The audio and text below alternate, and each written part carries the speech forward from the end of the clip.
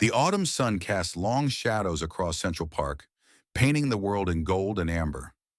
Lily Chen pulled her cardigan tighter around her thin frame, watching the people pass by with a mixture of envy and resignation. At 19, she should have been worrying about college exams and dorm parties.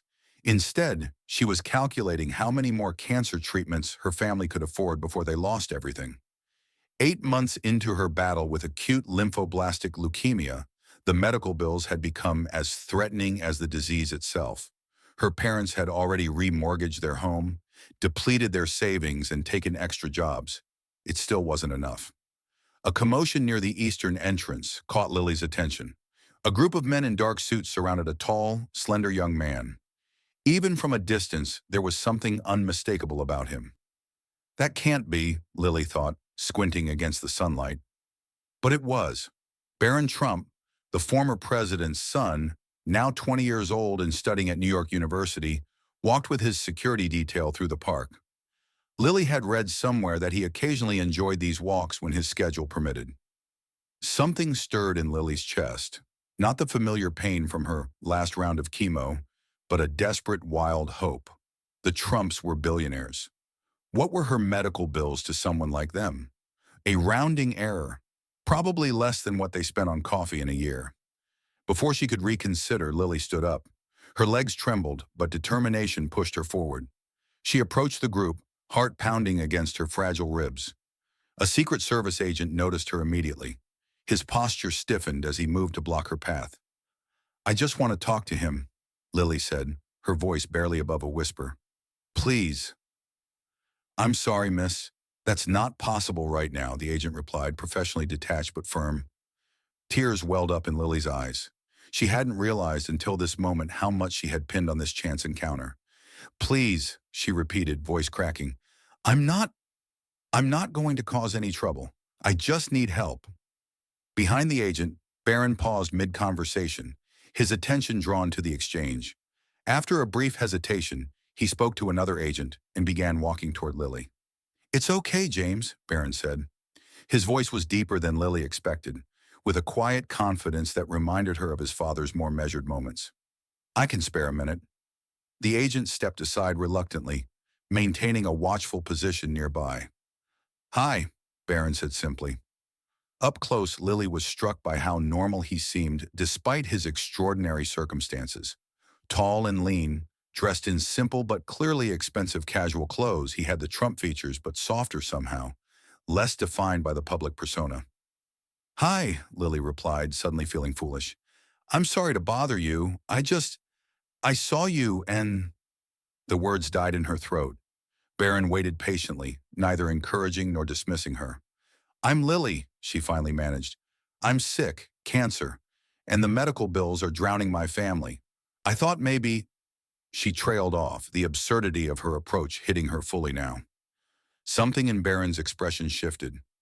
Not surprise at her directness, but a flash of recognition, as if her words had touched something personal. "I'm sorry to hear that, Lily," he said, genuine empathy in his voice. "Cancer is brutal." Lily nodded, tears now flowing freely.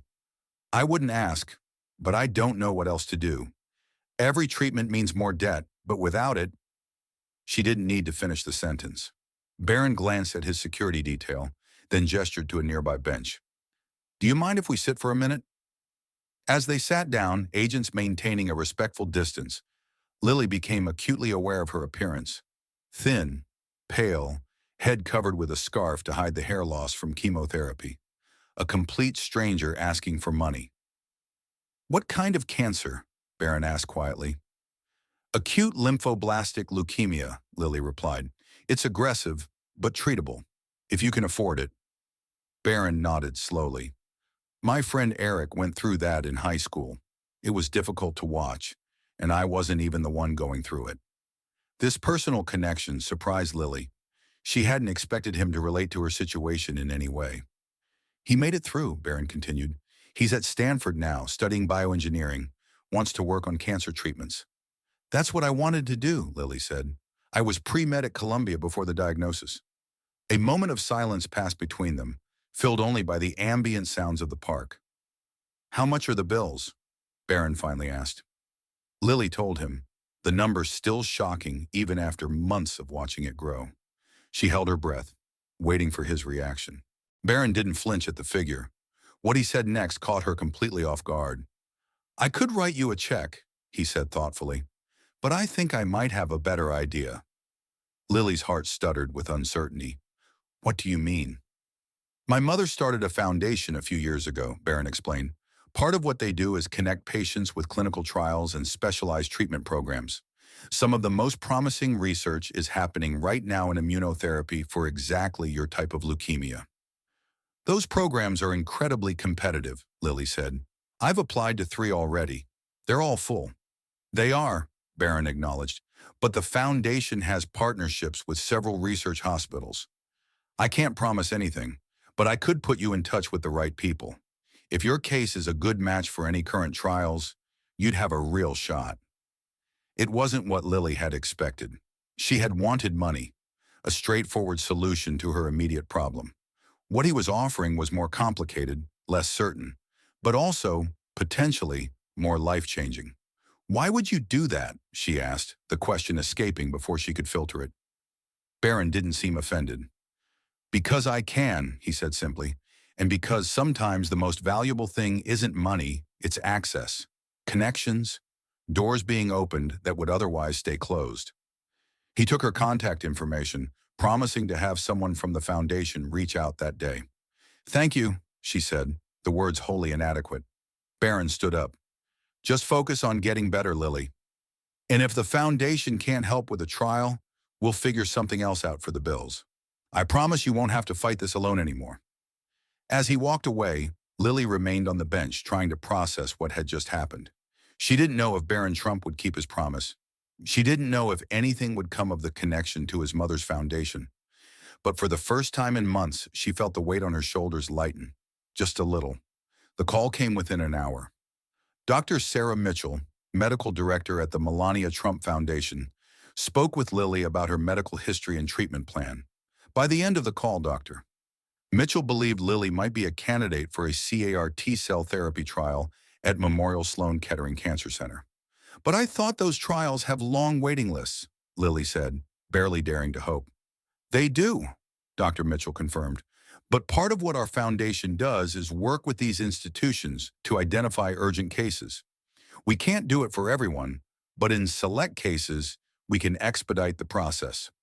3 days later, Lily sat in a consultation room at Memorial Sloan Kettering with her parents, listening as Dr. Elena Rodriguez explained the groundbreaking treatment that could save her life.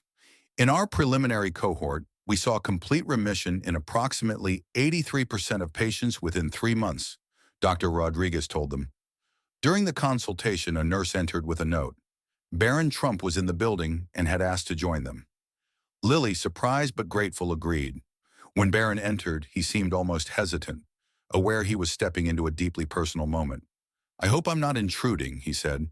"I was meeting with the foundation board and thought I'd check how things were progressing." Throughout the remainder of the consultation, Barron remained quietly attentive, occasionally asking clarifying questions. His presence was a physical reminder that the remarkable chain of events that had brought Lily to this room was real, not some desperate fantasy. As they were leaving, Barron asked Dr. Mitchell to keep him updated on Lily's progress. "And if you need anything at all," he told Lily, "you have my number." The weeks that followed were among the most challenging of Lily's life. The CAR T-cell therapy process began with chemotherapy to deplete her existing T-cells before the engineered ones were infused. Then came the dreaded cytokine release syndrome, a fever that soared to 104 degrees and blood pressure that dropped dangerously low. For 3 days, Lily drifted in and out of consciousness in the ICU, her parents maintaining a constant vigil.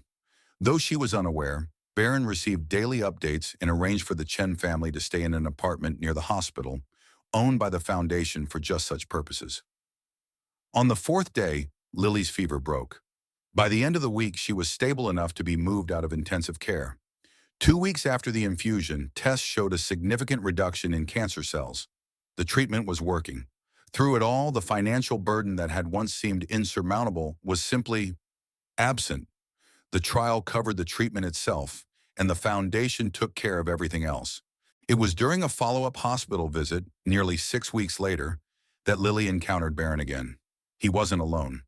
Beside him was Jake, a 12-year-old boy with the same telltale signs of cancer treatment that Lily recognized from her own reflection.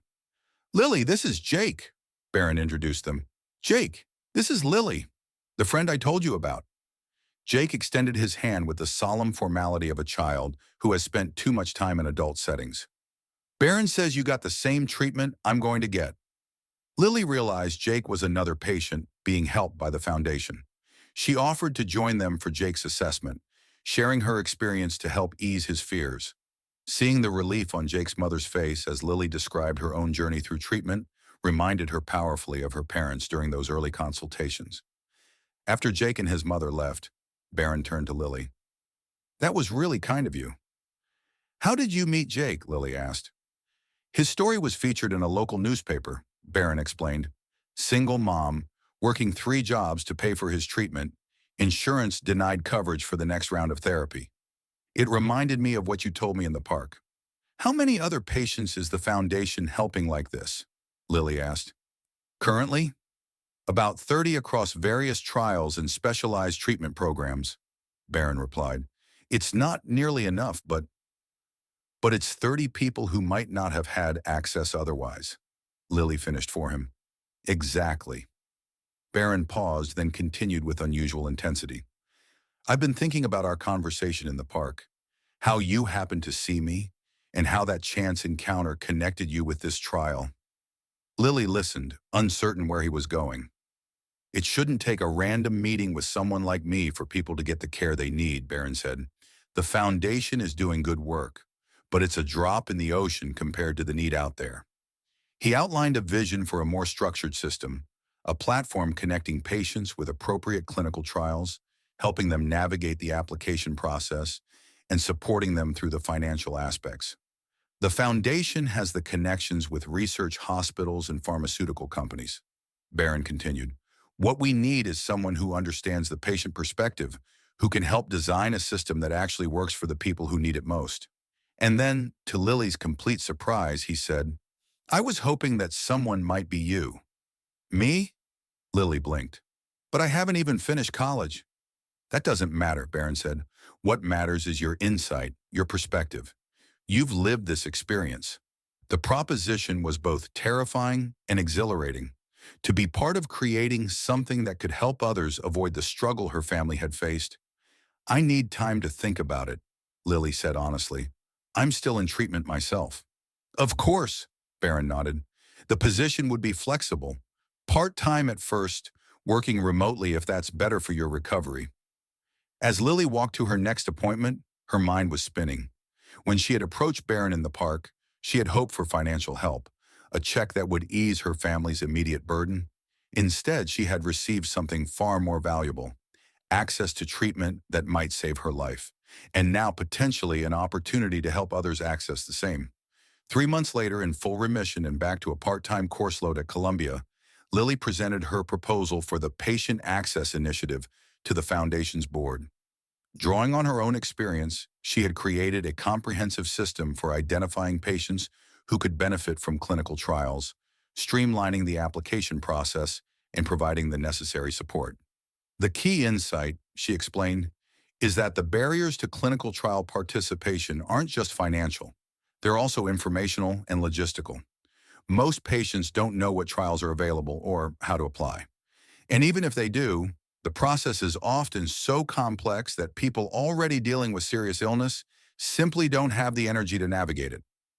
The board unanimously approved the initiative, with Lily to lead its development as Director of Patient Advocacy and Access.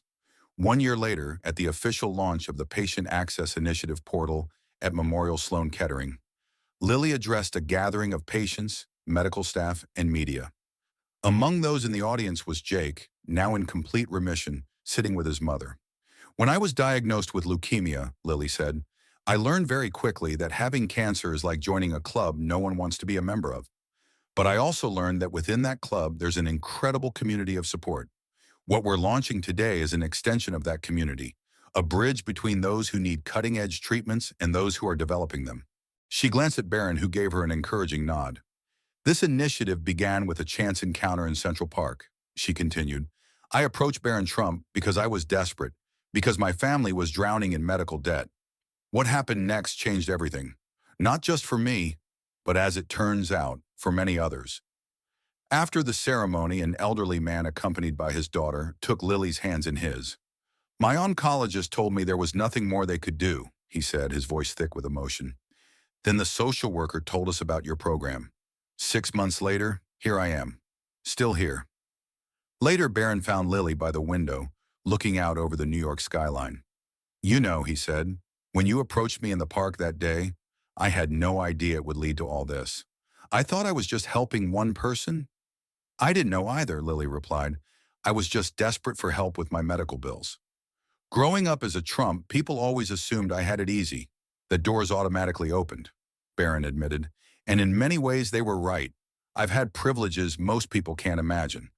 But I also watched my family navigate serious illness. When my brother's son was in the ICU, I saw how even with all our resources, the healthcare system was still a maze of complexity.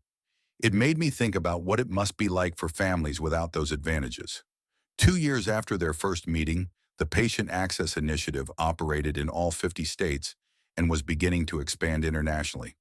Lily and Barron stood together at a congressional hearing on clinical trial access, preparing to testify about the impact of their program. Their unusual partnership, born of a desperate request in a park, had evolved into a powerful force for change. And while challenges remained and the work was far from done, they had already proven what was possible when privilege was transformed into purpose, when chance encounters became catalysts for change, and when the answer to, "Can you help me?" became something far greater than either could have imagined.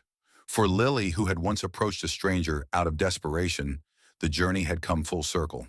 Now she was the one extending a hand to others in need, creating pathways where none had existed before, transforming a system that had nearly failed her into one that worked for everyone, regardless of their connections, resources, or the park benches they happened to sit on. That, perhaps, was the most unexpected change of all.